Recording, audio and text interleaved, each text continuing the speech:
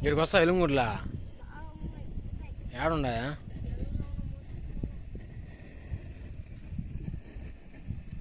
ఏమేమి ఉన్నాయి ఇక్కడ ఒకవేళ జంతువులు? పులులు లేవు తెలుసులే.